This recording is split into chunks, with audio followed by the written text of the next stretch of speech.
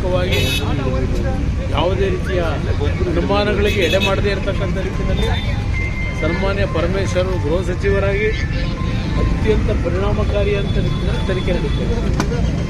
ನಿನ್ನೆ ಅವರು ಹೇಳಿರೋದು ಅನುಮಾನ ಪಡಬಾರದು ಕುಮಾರಸ್ವಾಮಿ ಅಂತ ಹೇಳಿ. ನಾನು ಪರಮೇಶ್ವರ್ ಅವರಿಗೆ ಒಂದು ಮಾತು ಹೇಳಲಿಕ್ಕೆ ಬಯಸ್ತೇನೆ. ಇವತ್ತು ನೀವು ಗೃಹ ಸಚಿವರಾಗಿ ನಿಮ್ಮ ಕೆಲಸ ನಿರ್ವಹಿಸ್ತೀರಿ ಅಂತೀರಾ ಕೇಳಲಿಕ್ಕೆ ಬಯಸ್ತೀನಿ. ನಾನೀಗಾಗಲೇ ನೆನ್ನೆ ಎಲ್ಲರೂ ಸಂಪೂರ್ಣವಾಗಿ ಹೇಳಿದ್ದೇನೆ. ಪ್ರಾರಂಭಿಕ ಹಂತದಲ್ಲಿ ಯಾವೊಂದು ಮಹಿಳಾ ಆಯೋಗ ಮುಖ್ಯಮಂತ್ರಿಗಳಿಗೆ ಪತ್ರ ಬರೆದರು, ಅದರ ಮೇಲೆ SIT ರಚನೆ ಏನಾಗಿದೆ. ಈ SITಯ ರಚನೆ ಆದಮೇಲೆ ನಾನು ಗೃಹ ಸಚಿವರಿಗೆ ಕೇಳಲಿಕ್ಕೆ ಬಯಸ್ತೀನಿ, ನೀವು ನಿಮ್ಮ SITಯ ಒಂದು ತನಿಖೆ ಲಿಮಿಟೇಷನ್ನ ಓನ್ಲಿ ರೇವಣ್ಣ ಮತ್ತು ಪ್ರಜ್ವಲ್ ರೇವಣ್ಣ ಅವರ ಹಿನ್ನೆಲೆಯಲ್ಲಿ ಮಾಡ್ತಾಯಿದ್ರು. ಇವತ್ತು ರಾಜ್ಯದಲ್ಲಿ ಚುನಾವಣೆ ಸಂದರ್ಭದಲ್ಲಿ 21ನೇ ತಾರೀಕು ಬಿಡುಗಡೆ ಮಾಡಿರ್ತಕ್ಕಂಥ ಯಾವೊಂದು ಹೆಣ್ಣು ಮಕ್ಕಳ ಚಿತ್ರೀಕರಿಸಿರ್ತಕ್ಕಂಥ ಕ್ಯಾಸೆಟ್ಗಳನ್ನು ಪೆನ್ ಡ್ರೈವ್ಗಳನ್ನ ಬಿಡುಗಡೆ ಮಾಡಿದ್ದೀವಿ. 1 ಗಂಟೆ ಏನಿದ್ರು ಏನು ಹೇಳ್ತಾರೆ,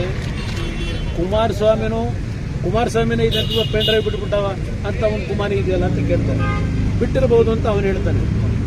ಈಗಾಗಲೇ ಕೋರ್ಟ್ನಲ್ಲಿ ಈ ವಿಷಯಕ್ಕೆ ಸಂಬಂಧಪಟ್ಟಾಗೆ ನನ್ನನ್ನಾಗಲಿ ದೇವೇಗೌಡರ ಹೆಸರನ್ನಾಗಲಿ ತರಬಾರದು ಅಂತಕ್ಕಂಥ ಒಂದು ಇಂಜೆಕ್ಷನ್ ತಗೊಂಡಿದ್ದೀವಿ. ಯಾರಿದ್ರಲ್ಲಿ ತಪ್ಪುಗಳಿದ್ದಾವೆ ಮಾಡ್ಕೊಳ್ಳಿ ತನಿಖೆ ಅಂತ ನೆನ್ನೆ ಕೋರ್ಟ್ ಮಾರ್ಷಲ್ ಅಲ್ಲ ಮಾಡ್ತಾವನೆ. ಯಾರು ನಿಮ್ಮ ಶೆಟ್ಟಿ ಎಷ್ಟೆಷ್ಟು ದುಡ್ಡು ಯಾರ ಹತ್ರ ಎಷ್ಟು ತಗೊಂಡಿದೆಯಾ ಈ ಕೇಸಲ್ಲಿ ಇದೆಲ್ಲ ಮುಂದೆ ಬರುತ್ತೆ. ಕಾರ್ತಿಕ್ ಗೌಡ ಡ್ರೈವರ್ ಆಗಿ 14 ವರ್ಷಗಳ ಕಾಲ ಪ್ರಜ್ವಲ್ ಕೆಲಸ ಮಾಡಿದ್ದಾನೆ. ಈಗ ಅದೇನೋ ಕೆಲವು ಅವನ ನಡವಳಿಕೆಗಳ ಬಗ್ಗೆ ಹೇಳ್ತಾ ಇದ್ದೀಯಲ್ಲ, ಕಾರ್ತಿಕ್ ಗೌಡಗೆ ನಾನು ಕೇಳಲಿಕ್ಕೆ ಬಯಸ್ತೀನಿ, ಸರ್ಕಾರಕ್ಕೂ ಕೇಳಲಿಕ್ಕೆ ಬಯಸ್ತೀನಿ.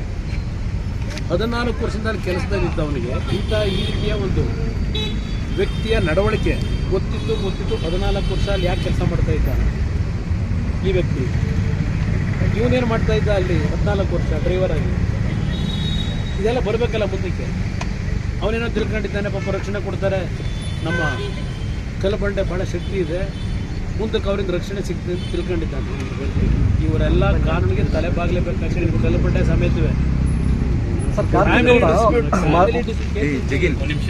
ಫ್ಯಾಮಿಲಿ ಡಿಸ್ಪ್ಯೂಟ್ ಇದೆಲ್ಲ ಹೊರಗೆ ಬಂದಿದೆ ಅಂತಕ್ಕಂಥದ್ದನ್ನು ಇವರು ಫ್ಯಾಮಿಲಿ ಡಿಸ್ಪ್ಯೂಟ್ ಇಂದ ಅಂತ ಅಲ್ವೇ. ಕುಮಾರಸ್ವಾಮಿ